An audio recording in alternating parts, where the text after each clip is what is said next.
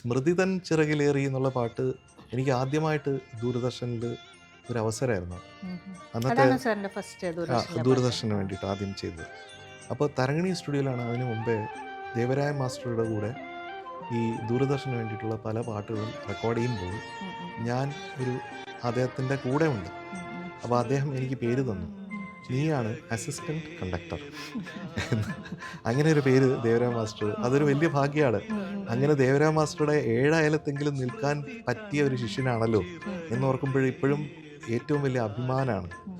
കാരണം മാസ്റ്ററുടെ ചിന്ത എന്നൊക്കെ പറഞ്ഞാൽ നമുക്ക് ചിന്തിക്കാൻ പറ്റില്ല. ആ രീതിയിലാണ് അദ്ദേഹം അത് കൺസീവ് ചെയ്യുന്നതും ആ കോൺസെപ്റ്റും അതിൻ്റെ വഴിയും അതിൻ്റെ ഒഴുക്കും അതിൻ്റെ ധാരണയൊക്കെ അങ്ങനെയാണ് ദേവരായ മാസ്റ്ററുടെ. അപ്പോൾ മാസ്റ്റർ അവിടെ ഒരു ചെയറിലിരിക്കും. കരുണാകരൻ ചേട്ടനാണ് റെക്കോർഡ് ചെയ്യുന്നത്. അപ്പോൾ കരുണാകരൻ ചേട്ടൻ്റെ തൊട്ട് ഇപ്പുറത്ത് ഒരു ചെയറിലിരിക്കും. അത് മ്യൂസിക് കമ്പോസറിനുള്ള ചെയറാണ്. അപ്പോൾ ഈ സ്മൃതിതൻ ചിറകിലേറി അത് റെക്കോർഡ് ചെയ്യുന്ന സമയത്താണ് ഞാൻ ആദ്യമായിട്ട് ആ ചെയറിൽ ഇരിക്കുന്നത്. അപ്പോൾ എനിക്ക് ആ ചെയറിലിരിക്കാൻ പേടിയായിരുന്നു. ഞാൻ കുറച്ച് നേരമൊക്കെ അവിടെ ഇങ്ങനെ അങ്ങോട്ടും ഇങ്ങോട്ടും കറങ്ങി നടന്നു.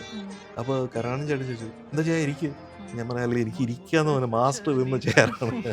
എത്രയോ വലിയ വലിയ മ്യൂസിക് കമ്പോസേഴ്സ് ഇരുന്ന ചെയറാണ്. അവിടെ ഞാൻ ഇരിക്കാൻ പാടുണ്ടോ എന്ന് എനിക്ക് അറിഞ്ഞുകൂടാ എന്ന് പറഞ്ഞ് അങ്ങനെയാണ് സ്മൃതിതൻ ചിറകിലേറി എന്ന് പറഞ്ഞ പാട്ട് റെക്കോർഡ് ചെയ്യുന്നത്. മധുരവും ഉപ്പും ചേർത്തന്നു ചോറൂണ്